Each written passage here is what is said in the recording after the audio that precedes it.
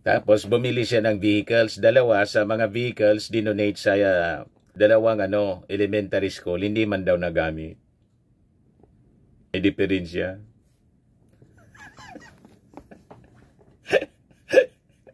So mabubulok yun, mga kababayan. Ganun. So makikita po ninyo ang takbo ng kwento. Kapag sanay po sa anomalya ang mayawag ng budget, naulit lang po ang modus.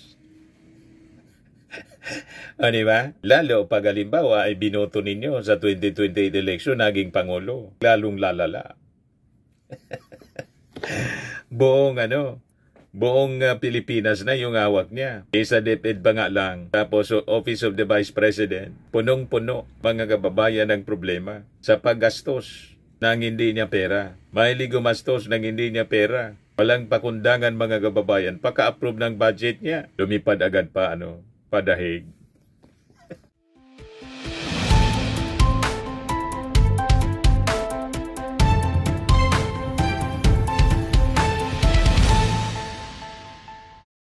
Hello po mga kababayan, si Dante Maravillas. Pag-usapan po natin yung bumulaga na naman pong budget anomalies na na-found out ng Commission on Audit sa Office of the Vice President ni Sara Duterte. Yung mga overpriced yung mga equipment na binili po ng Office of the Vice President.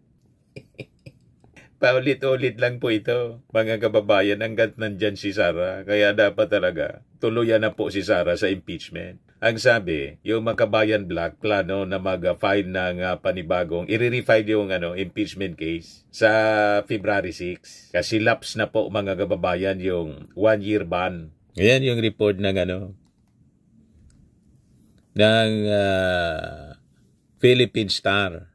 200,000 per CCTV in more. A look at OBP's new equipment in last 2 years.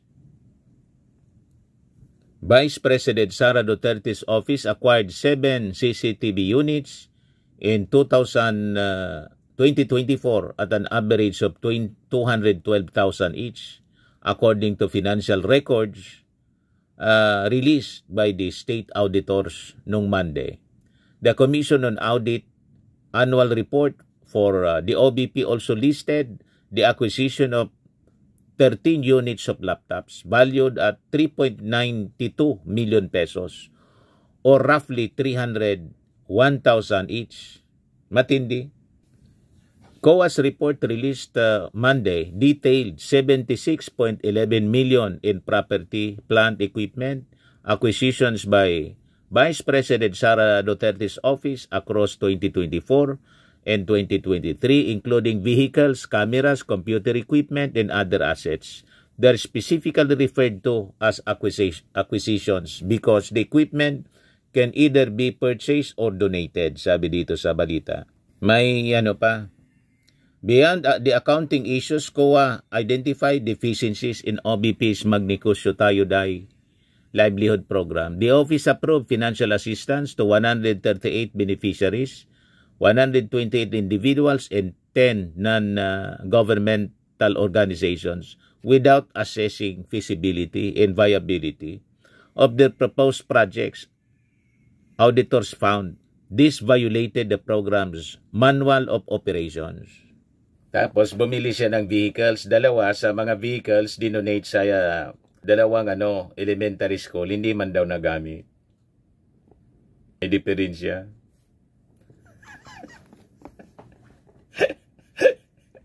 So mabubulok yun, mga kababayan. Ganun. So makikita po ninyo ang takbo ng kwento. Kapag sanay po sa anomalya ang mayawag ng budget, naulit lang po ang modus.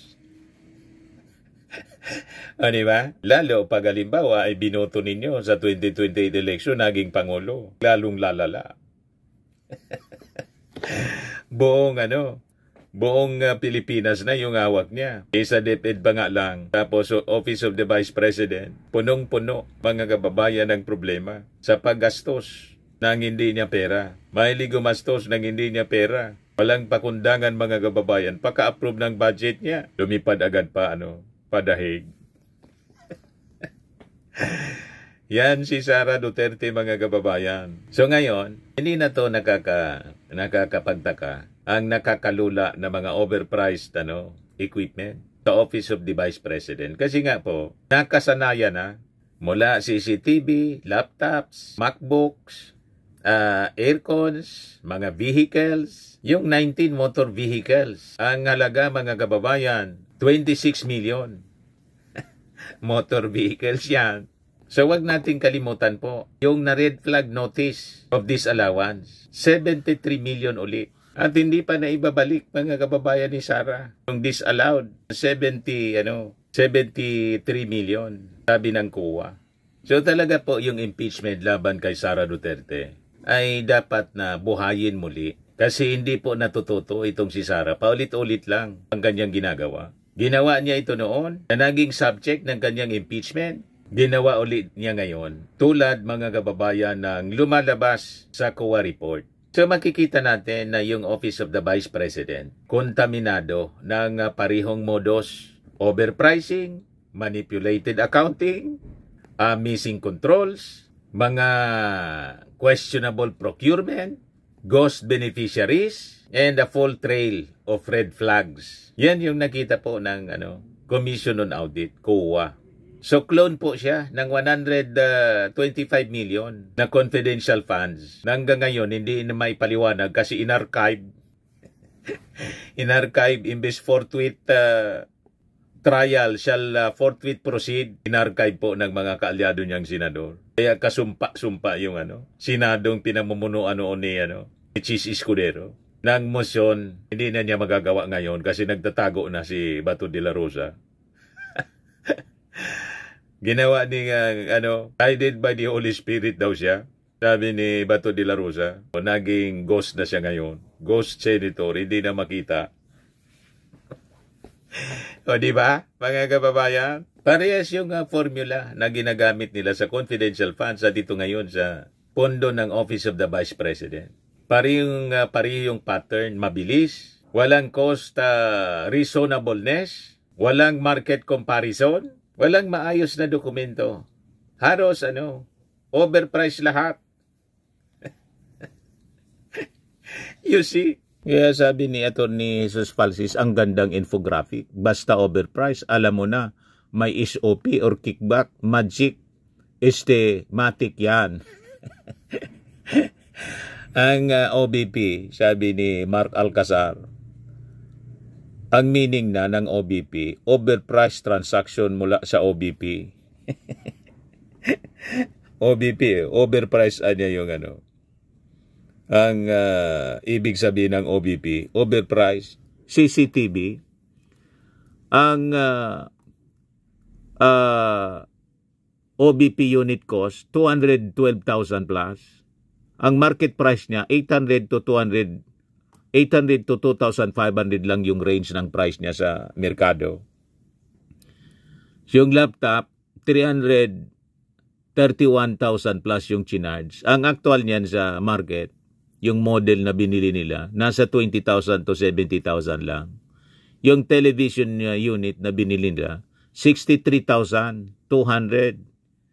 Ang actual price niya, nasa 10,000 to 30,000 lang. Bumili kami ng TV bago. Napakalaki.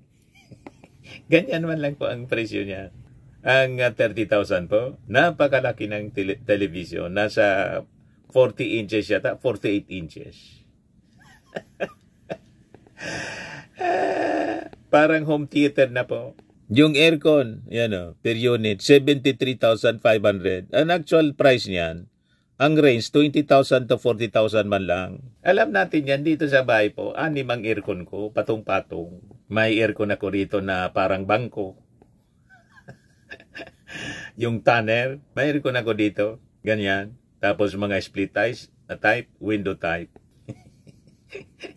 Yun man lang po ang presyo niyan. Pero kay Sara po, 73,500.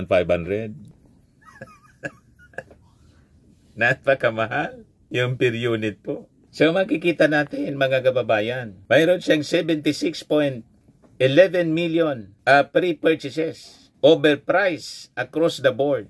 Yung sa vehicles, cameras, computers, and other equipment, and miscellaneous assets. Ganon katindi, mga kababayan. Paulit-ulit niyang ginagawa. kasi hindi po pinapanagot ng kanyang mga kaalyado sa Senado. Kasi nga po, marami ding senador ang nagkinabang during the previous administration. Pari-pariho po ng kulay. Pari-pariho ng balahibo. You see? So malinaw po, kapag halos lahat overpriced, malinaw po na hindi error, kundi deliberate scheme po ang ginagawa nila. Ngayon, yung binili nila, mga kababayan, na multipurpose vehicles, yung price ng OBP, 1.028 million bawat isa. Ang market price niya, 650,000 to 800,000 man lang. Yung overprice per unit lumalabas 200 to 350,000. So total excess po na 3 million. Simple mathematics yan po. Ang dali pong i-check. Ito pa, 19 motor vehicles worth 26 million. So, approximately lumalabas 1.36 million per vehicle, mas mataas kaysa sa karaniwang government standard fleet. Walang detalye kung bakit sobrang mahal, walang cost breakdown, walang justification. So yung COA is essentially saying the OBP's vehicle acquisitions follow the same pattern: overpriced, unjustified, and financially suspicious. Paulit-ulit lang ang ginagawa po ni Sara kasi hindi po pinapanagot. Panahon na, mga kababayan, na tuldukan itong pag-aabuso ni Sara sa pundo ng ating bayan. Ito pa, yung livelihood program niya, mismanaged. Base sa na-found out ng Commission on Audit, 138 beneficiaries approved without feasibility review. 72 of 83 sampled beneficiaries not properly monitored. 2.11 million ang unliquidated funds. NGOs funded without proper vetting. So ito, mga kababayan, sumasalamin sa kanyang DepEd in Davao patterns: ghost scholars, ghost employees, ghost beneficiaries. Kung hindi, yung mga beneficiaries, tulad ng na-found out sa DepEd, mga chichirya. O di ba po, mga kababayan, malinaw ang pattern ng pang-abuso sa pundo ng bayan. So as Vice President, 612 million plus yung confidential funds na questionable naging subject ng kanyang impeachment. 125 million dinastos niya in 11 days. 73 million disallowance, unreturned. At ngayon, mga overpriced na CCTV, computer, laptop, MacBook, vehicles, and 19 more vehicles worth 26 million pesos. So makikita po ninyo, everywhere he goes, may red flags na nakikita po ang COA. So si Sara po, habang nanunumbat sa korupsyon, habang naglilecture tungkol sa freedom of speech, siya rin ang may laptop scandal, worse than Saldico. May CCTV overpricing na pambihira.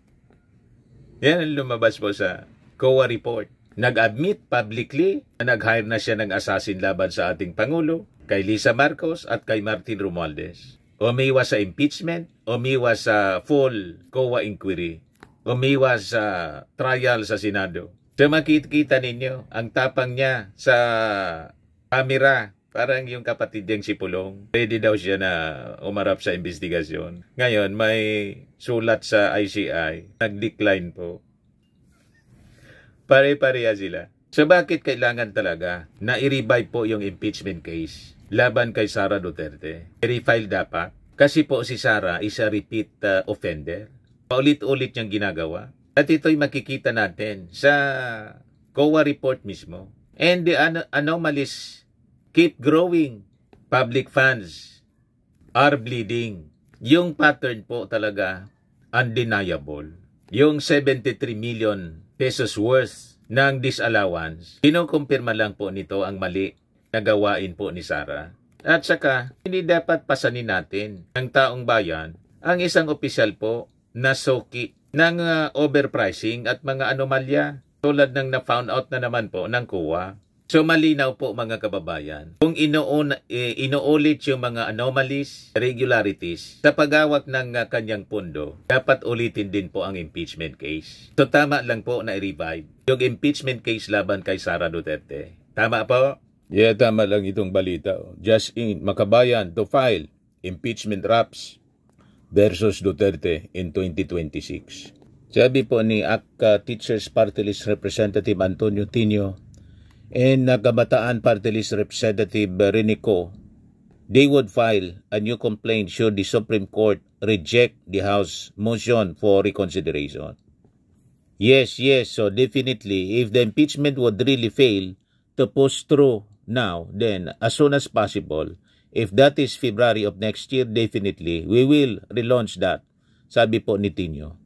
According to Ko, the pursuit of accountability will continue, whether through an impeachment trial or House hearings to which Duterte will be invited. So excited na po ang ating mga mamamayang Filipino na ma-revive yung impeachment. Kasi paulit-ulit lang po ang nangyayari sa pundo ng bayan, sa Office of the Vice President po. Pero yung mga senador na kaalyado niya, yung 889 million na budget for 2026, ipinasa in less than 5 minutes. Wala nang tanong-tanong. Ganun katindi itong mga kaalyadong senador ni Sara Duterte. Sa mga naghanap ng malinis and spacious fitness gym, pumunta lang po kayo sa aming Colossal Fitness Gym. We also offer Grab Car Rental with our brand new 2023 model ng Toyota Innova.